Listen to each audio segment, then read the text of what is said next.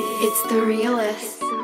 Hey, what's going on, everybody? It's your guy Realistic, and welcome to my tutorial vault. Some of my most classic tutorials over the years out of the vault and re-releasing them. That way y'all can enjoy, get your mixing and mastering skills back up. So if you find any of the information useful, be sure to like and subscribe to the channel. That way this keeps showing up in your feed, and sit back and enjoy the content. So before we begin recording or mixing, we want to figure out our sample rate. So we're going to focus on our sample rate right now, and what does it mean and how does it work? Our sample rate is going to determine how many samples per cycle are happening, right? And so we think about a cycle, right? It's going to be that curve of that wave going up and then going down, right?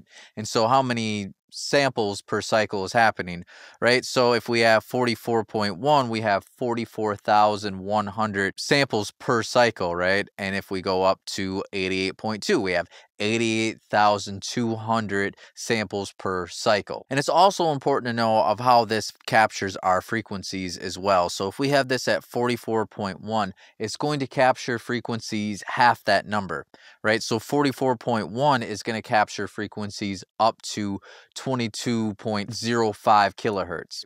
And if we go up to 88.2, it's going to capture frequencies up to 44.1K or 44,100 hertz. So it actually works with our actual frequency spectrum. And so the reason why the lowest one is 44.1 is because humans can hear the frequencies between 20 hertz all the way up to 20,000 hertz.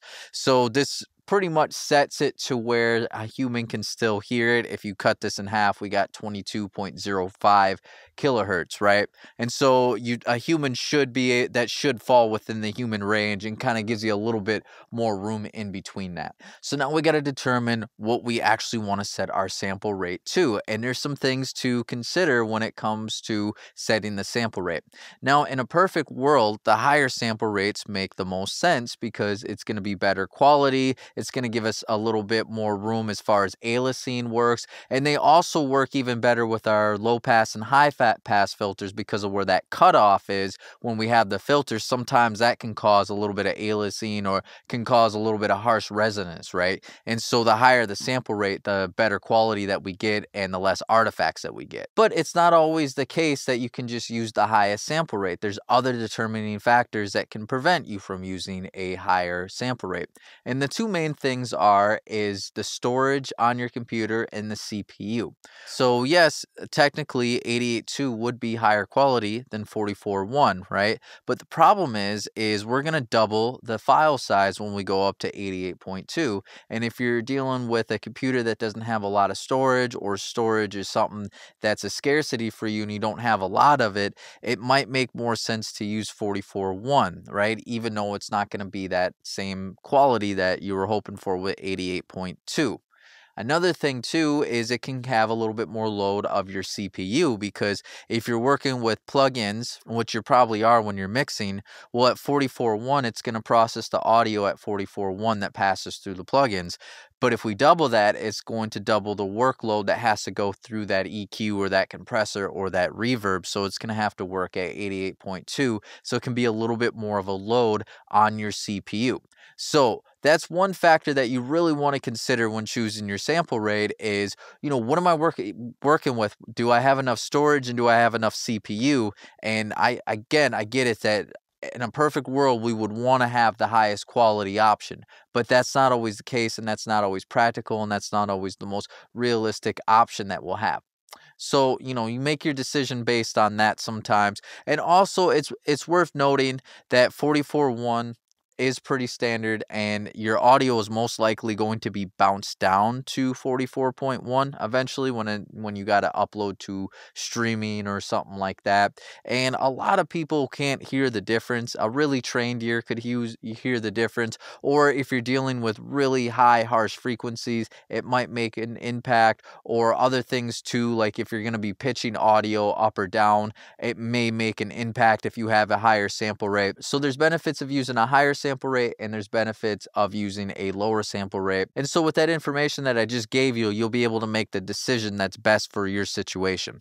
Now we got to figure out, well, we got a lot of choices here. Which one do I choose? Well, typically when it comes to music, it's going to be 44.1 and then everything that's doubling that, right? So with music, it's generally 44.1, and if we double that, 88.2, and if we double that, 176.4.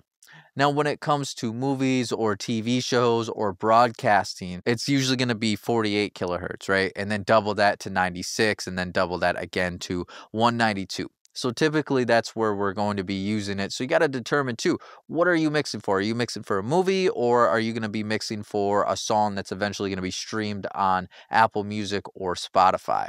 And so typically if you're going to be working with music that's going to end up on Spotify or Apple Music, you're going to go with the 44.1, 88.2, or 176.4, one of those choices, right? And another thing too is later what you're probably going to do, let's say you chose 88.2. Well, when you go to bounce your audio out to upload to streaming, you're probably going to bounce this out at a lower form, 44.1. So it's also good to note that mathematically it makes more sense and it's easier on the computer and your CPU and your converters, your A to D, D to A converters, if it's only having to cut in half versus if it's having to go from 96 down to 44.1. That's not half. 88.2 going down to 44.1. That is half. And so it makes more sense that if you stay within this realm of audio, right, of the 44.1, the 88.2, the 176.4, so it's only cutting in increments of half if it's going to go to Spotify, Apple Music, or a CD or vinyl or something like that. Because some things that can happen if we're going from 96 down to 44.1, or if we're going from 48K down to 44.1K, some things that can happen is it can kind of, slightly, and they're really subtle, but it can slightly alter the pitch and the timing of things a little bit because it is changing the sample rate and it's not cutting it in half. So it's kind of, a value that's not perfect, right? And so it can kind of alter. So it's just a little bit safer to go with this. But like I said, I think for most cases, you will be fine with 44.1, especially if you're worried about CPU and storage. This is usually the round to go with. But 88.2, that's usually where I go for. I have the storage, I have the CPU on my computer currently to be able to handle this. So I usually go for 88.2, and then later when I go to bounce out my track and export it so I can upload it, I'm going to export this down to 44.1.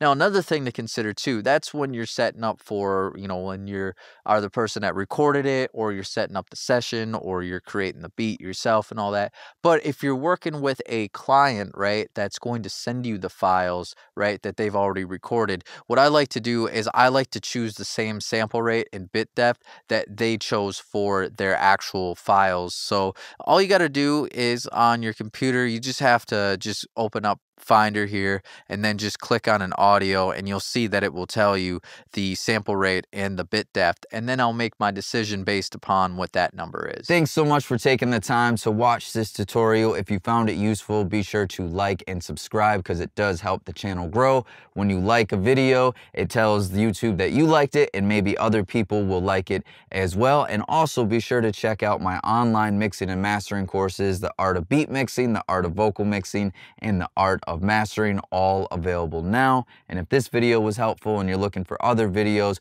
you can watch a video here, here, and here. All right, until next time, y'all.